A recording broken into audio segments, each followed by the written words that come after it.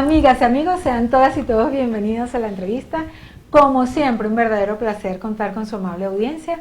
Hoy en nuestra serie Historia de la Medicina de Occidente vamos a estar hablando de Alejandría.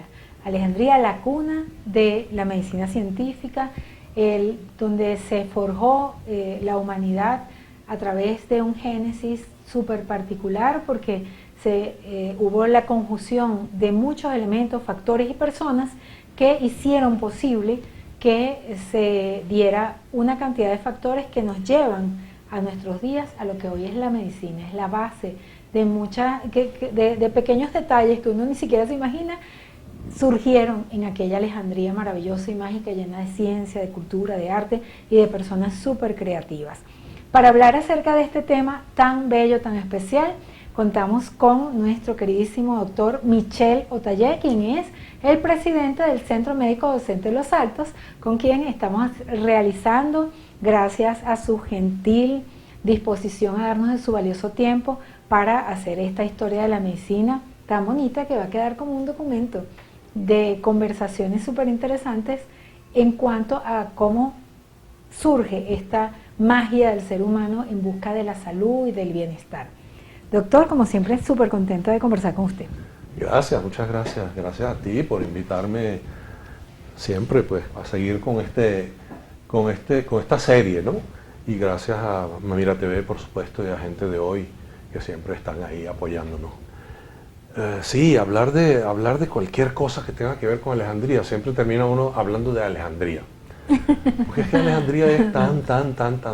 Alejandría era una ciudad cosmopolita que se hizo sobre un pocotón de ranchitos que había ahí, y llegó Alejandro y dijo: aquí vamos a montar a una ciudad nueva, porque está justo en el sitio donde tiene que estar para ser el centro de todo el Mediterráneo y todo lo que estaba al este del Mediterráneo, incluso hasta Sumeria, y después en su fantasía Alejandro llegó hasta los Himalayas. Que uno podría pensar que Alejandro llegó y vio a Alejandría como ya una gran ciudad, pero no. No la vio, Alejandro no la vio a Alejandría nunca. Alejandro, después de que trajo a no sé cuántos arquitectos, a no sé cuántos ingenieros, a no sé cuánta gente que venían con él, y los mandó a traer a los egipcios, que eran también excelentes arquitectos y excelentes constructores, dio una vuelta, estuvo dando vueltas como durante un año en Alejandría, que fue el único, no en Alejandría, en eso que era antes de Alejandría, una ciudad pues muy, no se llamaba Alejandría por supuesto, era una ciudad muy chiquita, rural, costera, y se dio una vuelta con ellos enorme y dijo: aquí deberíamos hacer esto y aquí deberíamos hacer aquello, y se me ocurre que hagamos esto, y ellos fueron anotando y perfeccionando esas ideas, y fueron como trabajando esas ideas,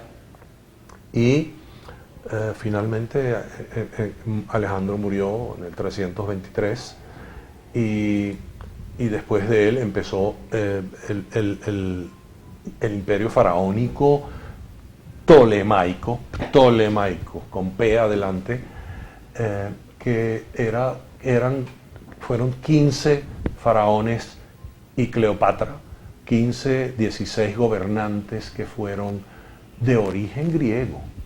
El último reino, el último imperio faraónico de Egipto fue de origen griego. Bueno, Egipto tuvo muchos imperios de faraones que no eran griegos. Anteriores a Alejandro. Anterior a eso, había faraones libios, faraones nubios, faraones de cuánta cosa había por ahí cerca. Entonces, Alejandro se murió y lo heredó un poco Ptolomeo I, y todas esas ideas que Ptolomeo I y Alejandro, porque él era muy cercano, incluso algunos decían que era su hermano, que era un medio hermano mayor de Alejandro. Alejandro, ¿qué cosas no se ha dicho de Alejandro? Cosas insólitas y cosas realmente sorprendentes, y siempre aparecen otras cosas nuevas, y uno dice: ¿cómo va a ser? Eso es así. ¿Y cuántas cosas hizo ese Alejandro? Claro, y quizás muchas cosas mitológicas, porque es una figura que logró tanto poder, geográficamente hablando, o sea, tanta extensión que conquistó que uno dice, wow, el hombre era hombre o era un dios realmente, como decían después al final. Sí, de hecho él se fue para allá porque él tenía toda la intención de explorar eso, lo que le había dicho su madre en algún momento. Su madre le decía que él era hijo del dios Amón, y había toda una historia que creo que la mencionamos en el capítulo anterior, que esa historia incluía incluso, valga la redundancia, incluía la sospecha de Filipo II de que su esposa Olimpia lo había engañado con un faraón que estuvo allá, el último faraón de la 30ª dinastía, después de la cual vinieron los tolemaicos, que se llama Nectanebo. Claro, pero ella le decía a Alejandro que su papá era un dios. Era hijo, hijo del dios Amón, y ella le contó un cuento, pero él quedó muy sospechoso, la miró así de reojo y le dijo, no te creo, tú me engañaste. Y de hecho se generó una cosa entre Filipo II y Alejandro, que terminó Filipo expulsando del palacio a Alejandro cuando Alejandro tenía 17 años. Pero bueno, Alejandro, ya esta historia en Alejandría, ya Filipo había muerto, lo habían asesinado en el año 336,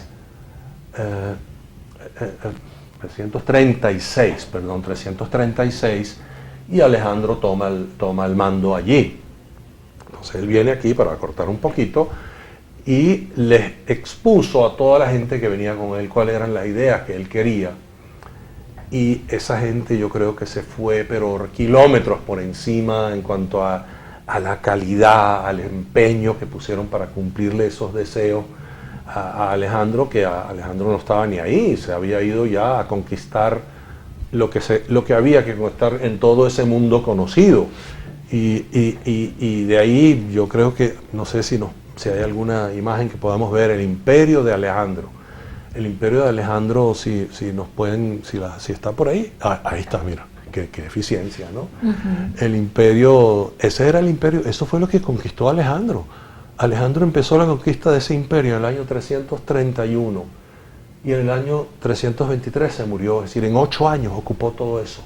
Y lo ocupó a caballo y llevando consigo, y llevando consigo 40, 50, 60.000, 100.000, 200.000 hombres, soldados, caminando, y logró ocupar todo el mundo civilizado, si se quiere, para ese momento, exceptuando, por supuesto, lo que está más allá de los Himalayas, China, etcétera, y otros países que están por ahí.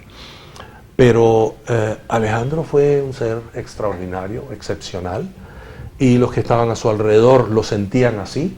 Muchos eran familia de él, muchos eran como el caso pues de Ptolomeo I, que se decía que era su hermano mayor, su hermanastro. Entonces, Ptolomeo comenzó por una cosa que no era la biblioteca de Alejandría, que fue una de las maravillas, no la maravilla del mundo antiguo, porque ese fue el Faro, pero que fue una maravilla para la humanidad de ese entonces, y hasta el día de hoy no hay quien haya leído algún libro sobre la cultura del ser humano que no haya llegado a la conclusión de que eso que sucedió en la biblioteca de Alejandría era absolutamente excepcional. Qué lástima que no hubiese pasado nada de quemarla ni nada, sino que eso hubiese seguido expandiéndose. Como las guerras y esa locura muchas veces que en muchas épocas pasa con respecto a la destrucción del ser humano por sí mismo. Qué lástima, ¿no? Bueno, el ser humano, como dijo en algún momento Napoleón, dijo, cuando el hombre no está en guerra, se está preparando para la siguiente. Es nuestra naturaleza, eso no ha cambiado y quién sabe si va a cambiar, yo creo que no. El hecho es que voy a recomendar que vean por YouTube.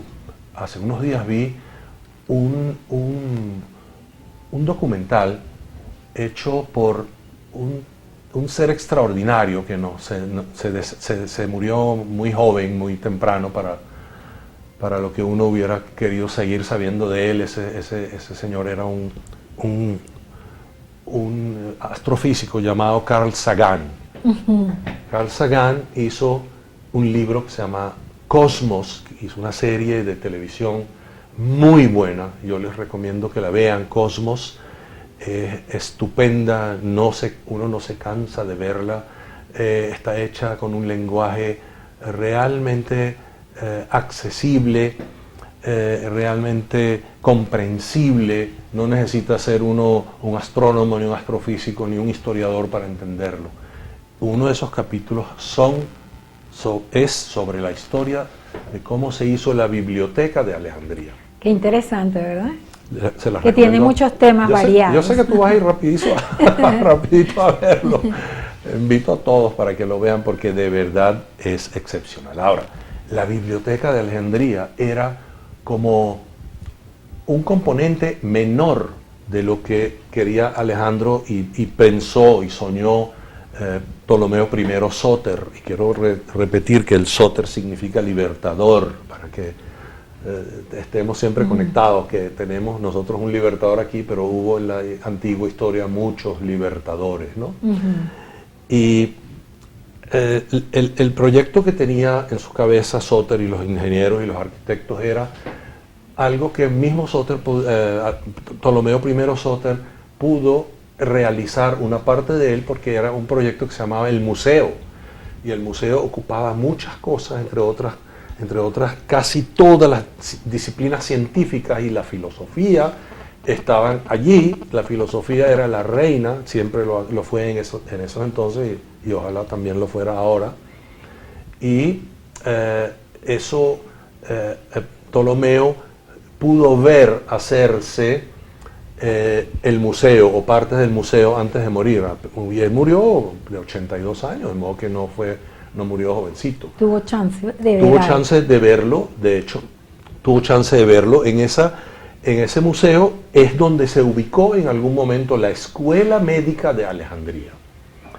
Y posteriormente se comenzó, ya después de la muerte de Alejandro, fue que se comenzó la construcción de la Biblioteca de Alejandría. Qué interesante. Sabes que, bueno, hay muchas preguntas que surgen de todas esas historias y todas esas aseveraciones, pero quisiera precisar algo. Es que Alejandro Magno hizo toda esa conquista de tantos territorios. ¿Y por qué elige ese sitio? Porque él sí, aunque no lo vio, eligió el sitio para construir esa gran ciudad. ¿Por qué crees que eligió ese sitio? ¿Y qué es, geográficamente hablando, actualmente qué es Alejandría? Yo creo que Alejandro lo eligió porque era como el centro del mundo civilizado. Y el centro de comercio, el centro de cultura, el centro de avance, toda la cultura de miles de años antes, todos los autores de esa cultura, todos los filósofos relevantes para ese momento y su historia estaban centrados alrededor del Mediterráneo, pero particularmente de la parte este del Mediterráneo. De Grecia hacia Egipto, todo eso es el Mediterráneo oriental, y mucho más allá, tierras que llegan hasta Sumeria en ese momento. Yo diría que el equivalente de este momento, hay como en mi mente y en mi corazón, dos equivalentes para Alejandría. Por supuesto, el más impactante, el más grande, el más extraordinario y conocido sería la ciudad de Nueva York, sin duda alguna. Pero el más cosmopolita, o la más cosmopolita, sería Londres.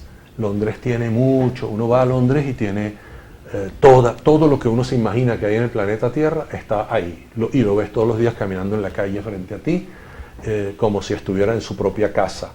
En Nueva York, a pesar de que hay mucha más gente trabajando, y uno lo que ve es como esa hora que se llama rush hour, que es la hora de que todo el mundo sale del trabajo, y todo el mundo es la hora que el neoyorquino está corriendo. Entonces eso opaca un poco todo lo demás que hay en Londres. Eso sería, y Alejandría pues se paró y dio la talla en lo que Alejandro y sus sucesores pensaron que debía ser, que era como la capital del mundo civilizado. Había ciudades muy impactantes en ese momento, pero Alejandría las sobrepasó a todas. Alejandría el concepto de lo que se hizo allí sobrepasó a todo lo que había sido hasta ese momento. Había bibliotecas extraordinarias en diferentes sitios de Babilonia, de Asiria, Sumeria, había en la ciudad de Sumeria, había también extraordinarias obras, había historia allí almacenada, pero la Biblioteca de Alejandría capitalizó todo eso y lo englobó todo y lo metió ahí dentro de esas paredes que pudieron llegar a tener hasta lo que ellos llamaban libros, que eran pergaminos o papiros. Llegó a tener, dicen algunos, hasta 1 millón de libros allí. Ahora, en cuanto a la Escuela Médica de Alejandría, ¿qué era eso? O sea, ¿era como una universidad? ¿Era gente que se reunían? ¿Cómo funcionaba? ¿Cuál era su estructura? Dentro del museo, que era idea y obra de Ptolomeo I, y que no lo pudo terminar porque murió, y vino su hijo, Ptolomeo II Filadelfo, que Filadelfo significa el que ama a su hermana. Eso fue una cosa que heredaron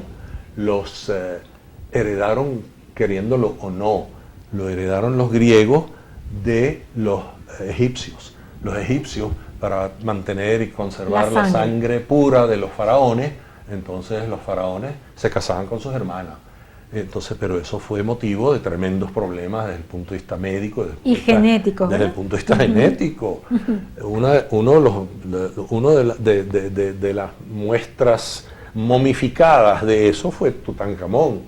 Tutankamón tenía una cantidad de taras que son problemas físicos. Problemas físicos que se han estudiado, e incluso entre las cosas que se mencionan muy poco, pero seguramente algunos de las personas que nos están escuchando, seguramente los que les gusta este tema, habrán leído y saben que dentro de la tumba de Tutankamón había varias momias de bebés recién nacidos, hasta de fetos, que se supone murieron durante el embarazo, y murieron porque Tutankamón venía de una línea de gente que se mezclaban unos con otros.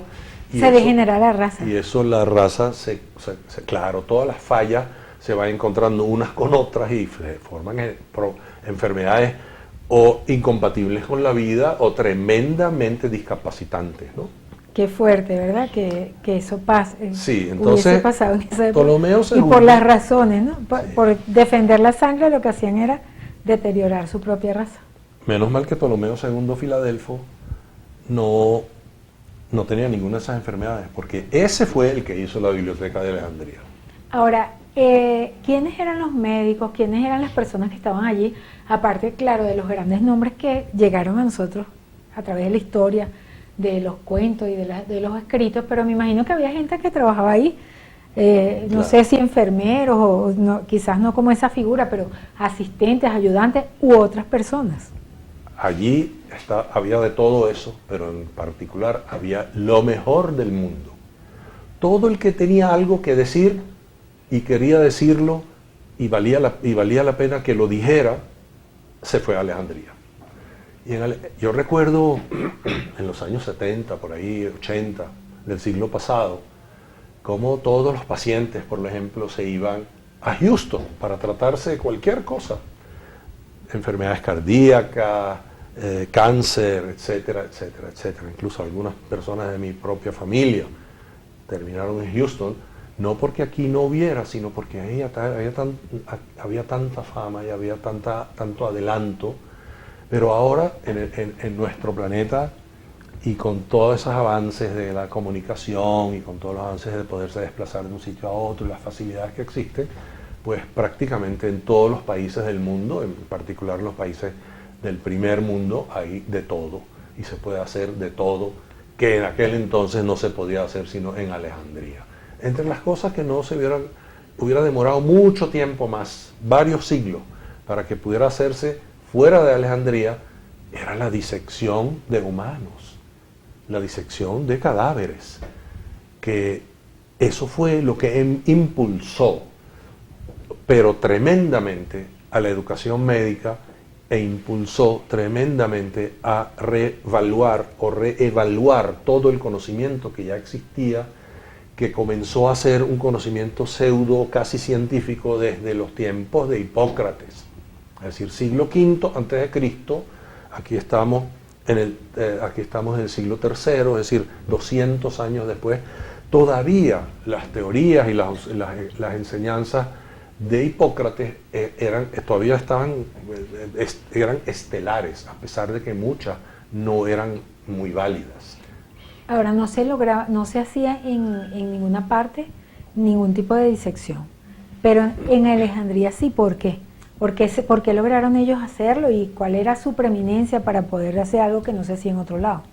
Yo creo que la momificación de cadáveres, porque la momificación no se limitaba solamente a los faraones, sino muchas personas que tenían con qué pagar una momificación, lo pagaba. Y si bien la momificación no significaba una disección, pero sí significaba una aproximación a conocer cosas del cuerpo humano que estaba allí, y de alguna forma se fue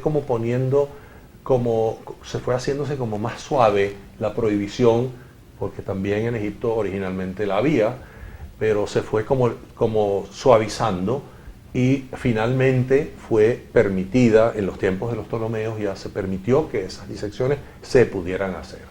Tan así que creo que en el programa anterior hablamos que hubo incluso disección de seres humanos vivos, cosas tremendamente... Que los disecaban, algo así. Los disecaban vivos, eran criminales condenados a muerte, pero aún así no. Pero bueno, y por eso toda persona que era médico, o todo el que quería ser médico, había estado en alguna escuela médica, y había muchísimas por todo. O sea, sí había gente ahí haciendo tratando de ser médico y aprendiendo. Ese es el sitio para aprender. Claro, si toda esa gente que vino a Alejandría ya eran médicos en otros lados. Había algunos estudiantes que estaban comenzando ahí en la escuela de Alejandría, que era de una extraordinaria calidad y de una extraordinaria fama. Pero ya muchos de ellos, en particular los dos más importantes a quienes se atribuye la escuela médica de Alejandría, ojo, no confundir la escuela médica con la biblioteca. Claro. La biblioteca fue posterior a la escuela médica, y la biblioteca fue una cosa universal. Claro, de todo tipo de saberes, pues, no solamente absolutamente medicina. Todo. La gente de la biblioteca, la gente que se ocupaba de la biblioteca, se ocupaba de recolectar y se ocupaba de atraer todo el conocimiento universal que estaba por allí, en particular el escrito, y no solamente en función de la medicina, sino en función de todas las disciplinas, todas, absolutamente todas. O sea, ahí 1000 años antes de Cristo ya se sabía con absoluta exactitud la circunferencia de la Tierra, bueno, con unos metros de diferencia.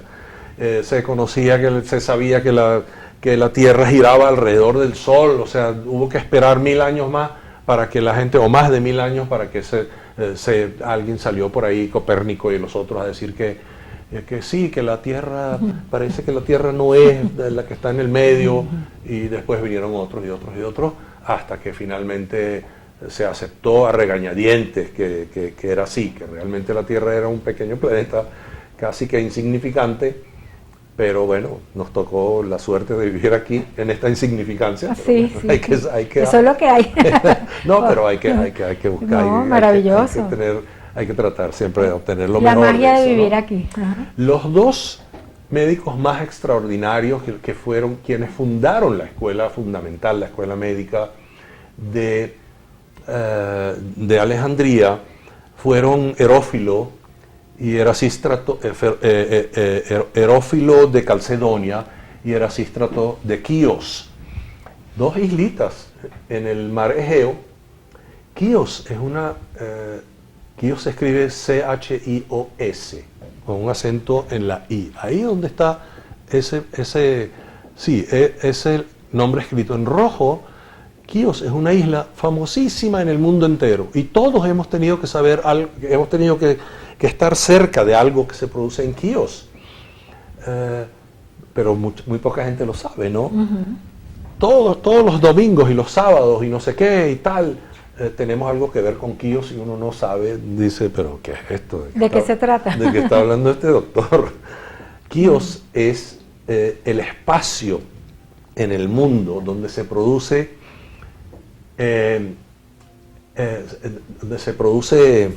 el incienso de la mejor calidad que se produce en el mundo.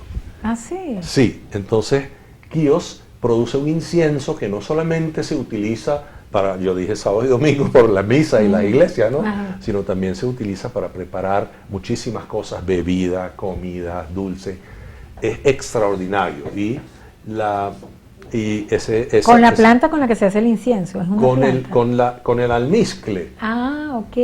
El incienso es el almizcle, Como esa gomita con la que hacían dulce de arroz con leche y cosas así. Ese mismo con el que hace el que arroz con antes leche. lo vendían, una gomita. Y todavía lo venden. Ajá. Todavía lo venden y cuesta como el oro, ¿no? Entonces, por ejemplo, el sacístrato de Quíos ya era médico. Ahí él aprendió en las dos escuelas más importantes que había en la antigua Grecia, en los tiempos ellos fueron un poquito posteriores a Hipócrates. Él aprendió estuvo en la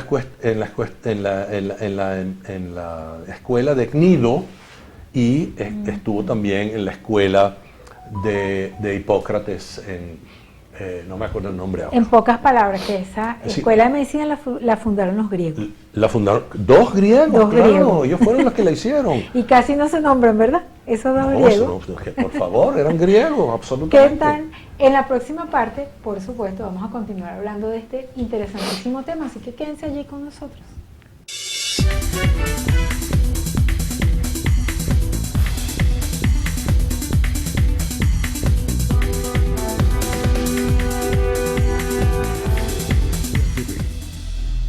Continuamos, amigas y amigos, conversando acerca de la historia de la medicina en Occidente, hoy hablando de Alejandría, la ciencia en carne viva, sin tecnología, sin grandes aparatos.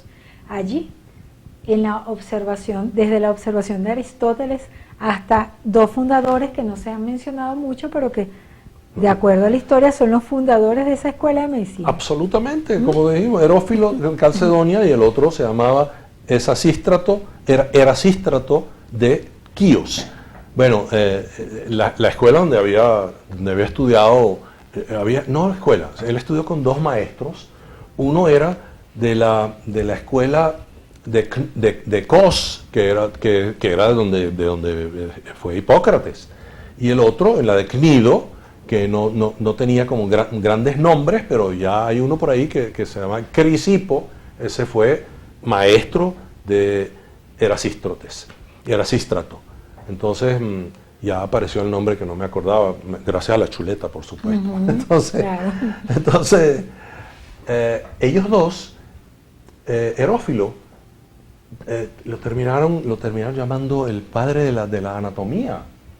Es decir, era el más grande anatomista. Porque ese sí le echaba pierna con la disección, experimentar en carne viva, como decíamos. Sin embargo, el que hizo las cosas que después fueron así como mirada con ojo eriza, que es la de la disección de humanos vivos, fue Erasístrato.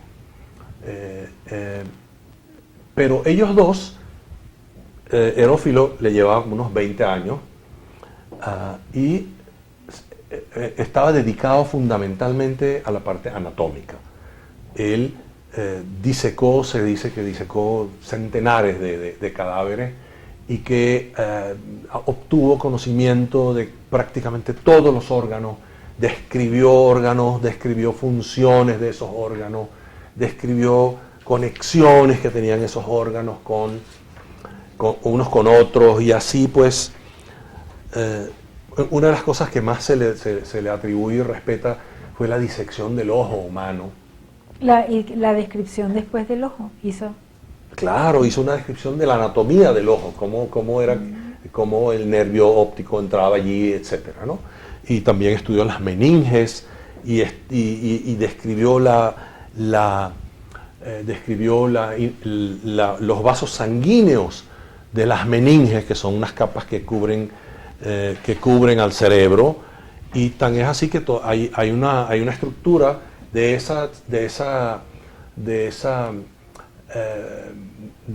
esos vasos sanguíneos que se forman a veces como unos tejidos, que se llama la prensa de Herófilo. Hasta el día de hoy ese es su nombre en los libros de anatomía, y son los vasos sanguíneos que están en la parte de atrás del cerebro. Ahora, todos esos conocimientos y escritos, etcétera, formaban parte posterior de la Biblioteca de Alejandría. ¿O qué vínculo tiene todo ese conocimiento con la biblioteca? ¿Sí pasó algo hasta nuestros días por ahí? Totalmente. Todo eso estaba en la biblioteca. Y no solamente eso, sino todo lo que llegaba a Alejandría, de libros, de todas las disciplinas, había como un comité de policías, o más o menos así, vamos a llamarlo así, un cuerpo de policías, para que se entienda un poco mejor en nuestros tiempos, que subía a los barcos y revisaba, hacía una pesquisa total de lo que había ahí de libros y tal. Primero le hacían preguntas a la gente si tenían libros, si no sé qué, de quiénes eran, dónde venían, qué hacían, y se llevaban todo eso. Y de acuerdo a la importancia de esos libros, la importancia para el otro, los libros eran copiados y se le devolvía una copia, o a veces el original. Generalmente le devolvían una copia y se quedaban con el original. Si los libros no eran muy relevantes, pues no se les daba mayor importancia. Ahora, todo el conocimiento de esa cuenca del Mediterráneo y de muchos otros sitios, incluidos muchas cosas de Sumeria y muchas cosas de Egipto, llegaron ahí a la Biblioteca de Alejandría, y ahí estuvieron hasta la Biblioteca de Alejandría se quemó 3 veces. 3 veces. Y no se quemó por completo de una sola vez. Quizás rescataban algunos documentos. Claro, por supuesto que sí, así sucedió. Muchos de esos sabios que estaban allí, no solo los médicos que estamos nombrando, sino muchos otros, recogieron muchos de esos documentos y se los llevaron a otras bibliotecas de las que ya estaban funcionando en otros lados. Ahora, lo triste es que la mayor parte de las tragedias griegas y la mayor parte de los libros sobre la mitología griega estaban en la Biblioteca de Alejandría y se perdieron. Por ejemplo, Sófocles se dice que había escrito cerca de 200 tragedias, y de esas nada más sobrevivieron 7. ¡Wow! Y son tan impactantes, ¿no? ¿Cómo será si pudiesen verse las otras? Claro, y ahora, si algún conocimiento era indispensable y alguna fórmula era necesaria para uno pertenecer allí, yo creo que esa era el ser filósofo. Ahora uno dice, el lenguaje universal es la matemática. Ciertamente lo ha sido, lo va a seguir siendo para toda la vida que existe sobre este planeta. Pero antiguamente había que ser filósofo para poder ser alguna otra cosa relacionada a esas ciencias, pues que eran muy... Y quizás se le daba la importancia a la naturaleza humana, al sentir, por ejemplo, no solamente a la fisicalidad, sino también a otros aspectos, incluso espirituales, ¿no?, del ser humano. Fundamentalmente a eso, no solamente al sentir, porque el sentir es fundamental, pero al reflexionar, y al estar preparado para confrontar lo que uno sabe o lo que uno cree con lo que los otros saben y creen. Y es por eso que Grecia, nosotros siempre decimos, es que Grecia es Grecia, porque Grecia, uno de sus fundamentos, una de las cosas que más ayudó a transformar a ese pequeño pueblito que había por ahí, fue el aceptar que la opinión del otro es tan válida como la opinión de uno, y que el otro puede estar en lo cierto y nosotros estar equivocados, y que siempre uno tiene que estar preparado para volver a reanalizarse, para volver a pensar y reflexionar qué fue lo que yo no he pensado bien y cómo puedo corregirlo. Y desaprender y aprender, que es muy difícil. Claro, y además de ahí salió el mayor invento que se hizo en Grecia, que fue la democracia. Qué bonito, que es toda una historia que podríamos ir haciendo incisos, pues, porque como decía el doctor, siempre es demasiado amplio. La salud humana es todo, Sí. es todo de verdad. Y esta historia que es tan bonita, tan definitiva para lo que somos hoy como raza, como seres humanos, creo que es muy interesante de comentar. Claro. Ahora, en relación a la parte anatómica y todo eso que hicieron aquella incipiente, podemos decir en los inicios de lo que podría ser hoy una Universidad de Medicina. Sí. Era eso, ¿no? El centro del mundo a nivel científico, de investigación y eso.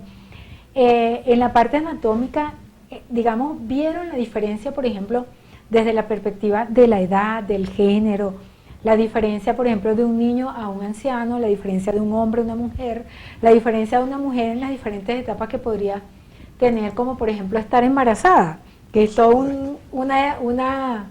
algo tan mágico y tan especial del ser humano, ¿no? Por supuesto que sí.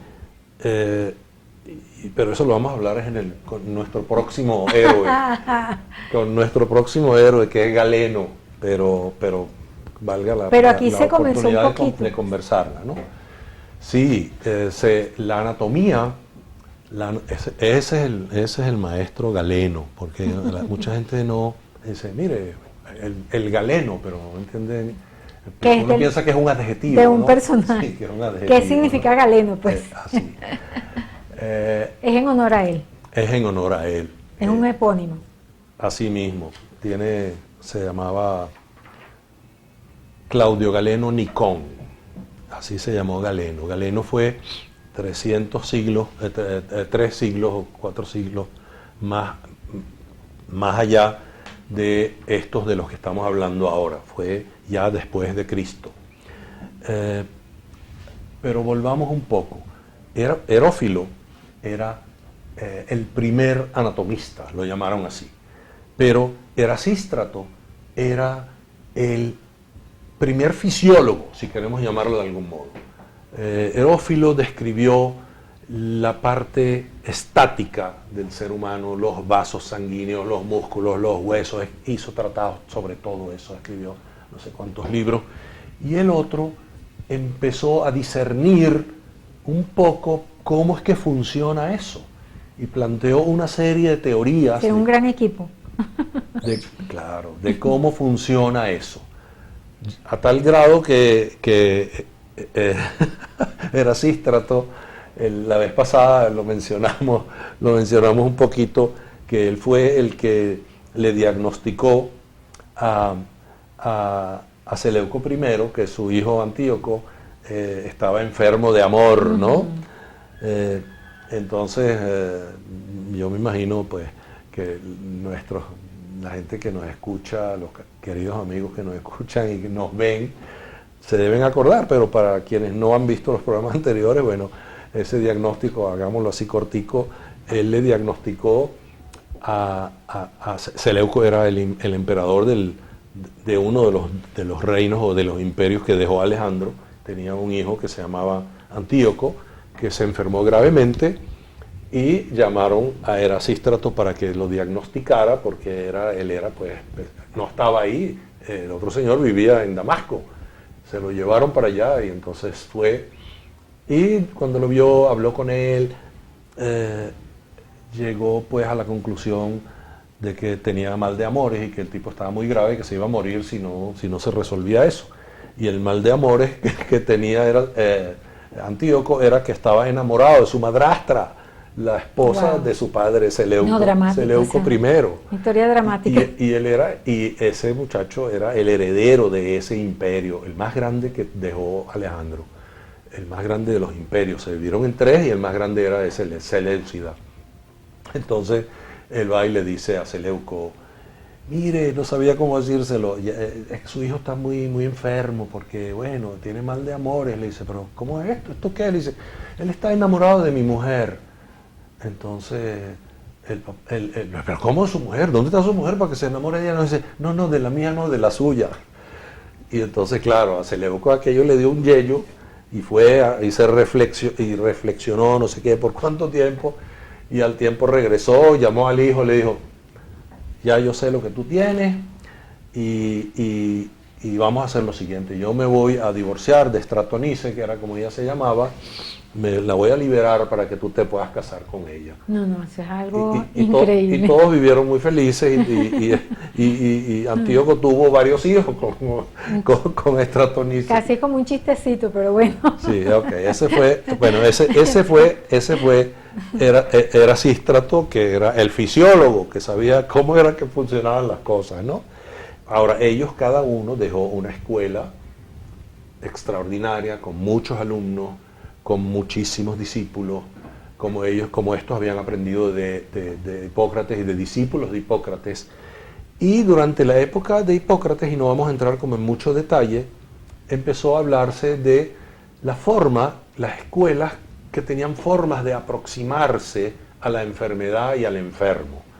Entonces había una escuela que se llamaba la escuela empírica, que decía que, bueno, que eso es solamente a través del conocimiento y los resultados de lo que uno ve allí es que uno puede aproximarse, que no, que eso, que si el paciente está esto, que si no sé qué, que si le gusta la guanábana o la guayaba, no, yo le doy el tratamiento y de acuerdo a eso funciona, ya yo sé lo que es. Y después hubo otra que se llamaba la escuela metódica, que la escuela metódica, uno de sus primeros digamos, directivos o defensores fue aquel señor que nombramos hace unos programas que se llama Demócrito, que fue el que describió el átomo de una forma casi exacta como es el átomo hoy, como lo describiríamos hoy, solo que hoy sabemos un poco más de lo que se llama las estructuras subatómicas. Y la tercera se llamaba la escuela dogmática, que esa era la escuela fundamentalmente hipocrática. Y si nosotros analizamos la medicina de hoy, nos damos cuenta que esas corrientes todavía están vivas en la medicina de hoy. ¿Siguen vigentes de manera consciente ese legado de esas escuelas en el ejercicio de la medicina hoy? Yo creo que no de manera consciente, porque yo creo que eso depende del alma del médico, depende del alma del médico. Por ejemplo, hay médicos que no ven pacientes y sin embargo son de una extraordinaria necesidad. Por ejemplo, todos los médicos que nosotros llamamos imagenólogos, ajá, ellos no ven pacientes, ellos ven radiografías y ven ecos y ven no sé qué y ven esto. Wow. Sí. Hay médicos que no hablan con el paciente, sino para que el efecto de lo que ellos están haciendo pueda comenzar, tiene el paciente que estar desconectado. Los anestesiólogos, ¿no? No, hay especialidades increíbles. Claro, sí. hay médicos que tampoco hablan con el paciente porque el paciente no habla. Los pediatras tienen que preguntarle a este, al otro. Hay médicos que se sientan con su paciente y hablan con él toda una vida. Los psiquiatras, ¿no? Y esas son de algún modo, y esas son de algún modo esas corrientes de esas escuelas que siguen vivas. Estamos todavía aquí y siguen vivas esas escuelas. Ahora. Qué interesante, de verdad. Sí, es realmente extraordinario cómo esas corrientes que vienen desde el siglo IV y V antes de Cristo siguen aquí mismo, siguen vivas. Eso es 2500 años después, siguen ahí, porque el ser humano no ha cambiado. El ser humano ha cambiado el mundo a su alrededor, pero en su propia esencia el ser humano sigue siendo el ser humano. Dijimos hace un ratico que las guerras siguen ahí y que seguiremos matándonos unos a otros y desafortunadamente el único reino que se conoce como que la única fantasía de reino que se conoce, que decían que ahí no había guerras, ni había muertes, ni había no sé qué, ni había no sé qué, era la Atlántida. Y para muchos que no, digamos que no les ha timbrado ese nombre, les cuento que la Atlántida es un cuento que inventó Platón. La existencia de esa gran ciudad. La primera mención que se hace de la Atlántida la hizo Platón y describió de una forma tan extraordinaria que todavía, miles de años después, seguimos buscando a ver dónde están los restos de la Atlántida. Pero lo haría como un ideal que él soñaba. Exactamente, él pensaba que así es como debería ser la democracia y así es como debería ser el desempeño del hombre en función del ser social, ¿no? Pero no lo hemos encontrado, no lo hemos vuelto a encontrar y quién sabe. Ahora, en función de la humildad que tiene que tener una persona frente al prójimo, frente a la persona que está allá y que tiene otras ideas igualmente respetables y que está tratando de defenderlas con raciocinio y con profundidad de pensamiento, yo quisiera ver si podemos ver esa pintura que se hizo de Alejandro y de Diógenes, si la pudiéramos ver y echar ese cuentico que seguramente muchos ya conocen, pero algunos no. Ustedes pueden ver ahí, Diógenes es el señor ahí desnudo que está sentado dentro de un barril, porque él vivía dentro de un barril, igualito que el Chavo, pero no fue el Chavo el que inventó vivir en un barril. Y ese señor que está allá todo lleno de ropa colorida y de cascos y detrás de él hay soldados, etcétera, ese es Alejandro Magno. Y esa historia o esa anécdota o esa fábula dice que ese fue un encuentro entre Diógenes, que era uno de los representantes de una escuela filosófica que se llamaba los estoicos, y con Alejandro. Eso debió haber sido como en el año 333 o 332 antes de Cristo, en la oportunidad de Alejandro habiendo sido pues ya electo como o nombrado como emperador o rey de Macedonia en ese momento, y del mundo helénico, del mundo griego. Él tenía una reunión en Corinto y se fue a esa reunión de Corinto junto con una cantidad de gente, junto con la gente que lo acompañaba siempre.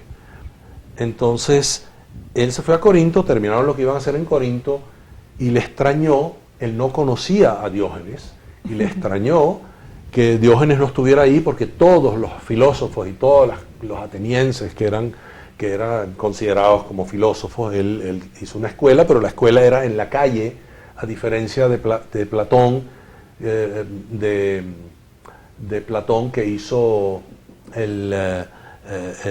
la academia, y que uno de sus discípulos más extraordinarios fue Aristóteles, que hizo después el Liceo. Este hizo una cosa entre unas columnas que estaban por allá en Atenas, y los alumnos venían ahí, y además él era un tipo muy raro, porque él estaba todo el tiempo desnudo. Él no trabajaba en nada, no hacía nada, no cultivaba, nada, pero los alumnos le traían algo de comer. La única posesión que él tenía era como un vasito metálico donde él tomaba agua. Y sacaba agua de las fuentes y lo tomaba.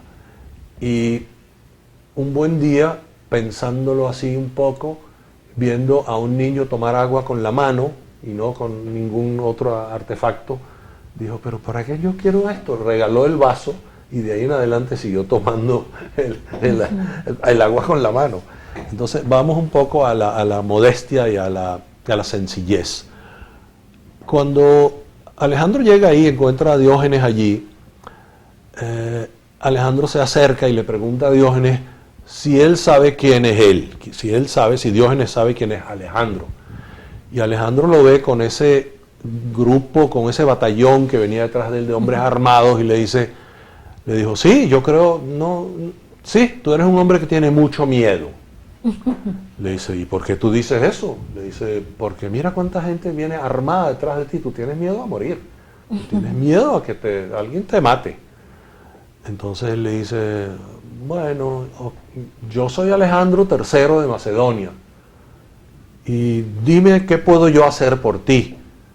Y entonces Diógenes, que estaba tomando un poquito de sol, le dice a Alejandro, ¿puedes hacer por mí que te apartes un poco porque me estás tapando el sol con el que yo estaba disfrutando en la mañana? Wow, tremenda lección. Claro, entonces la lección viene aquí también, no solamente ahí, sino viene aquí.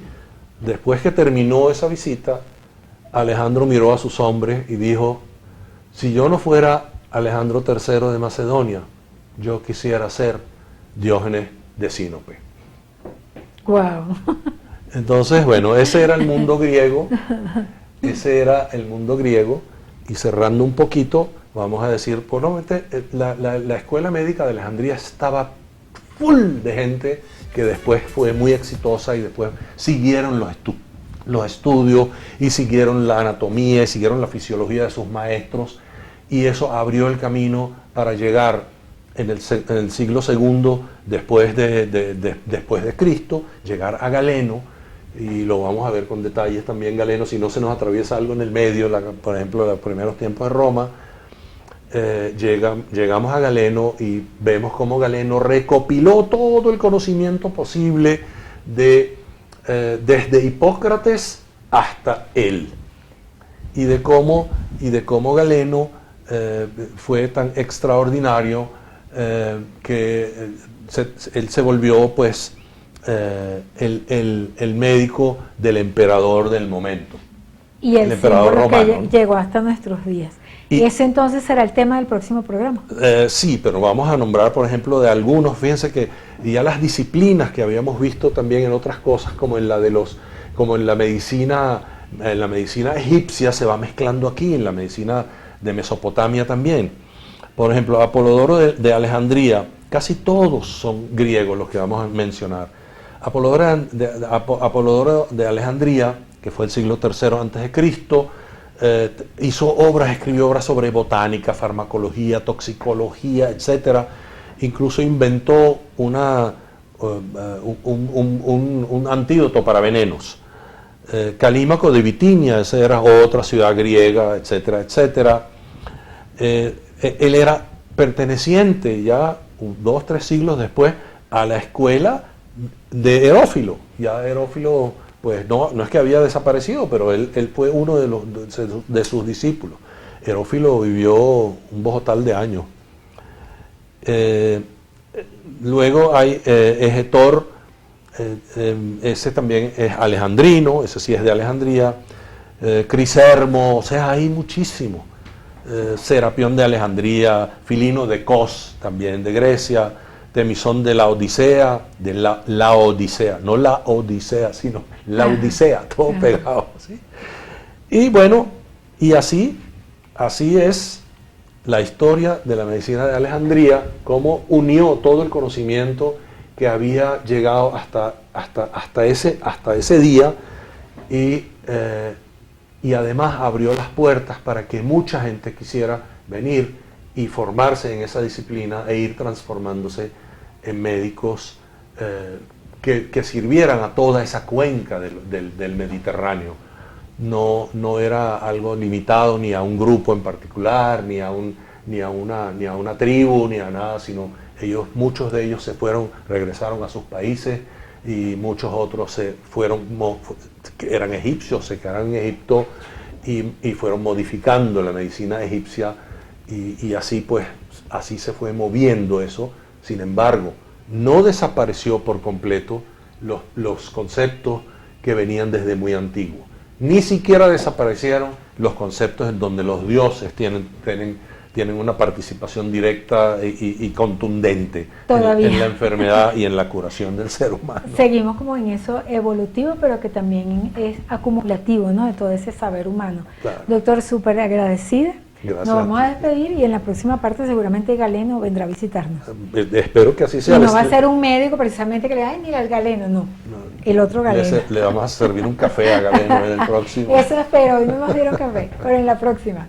Gracias, doctor, de verdad que sí, súper interesante. Y a ustedes, nuestros queridos y distinguidos televidentes, gracias porque una vez más nos acompañaron en esta hermosa jornada.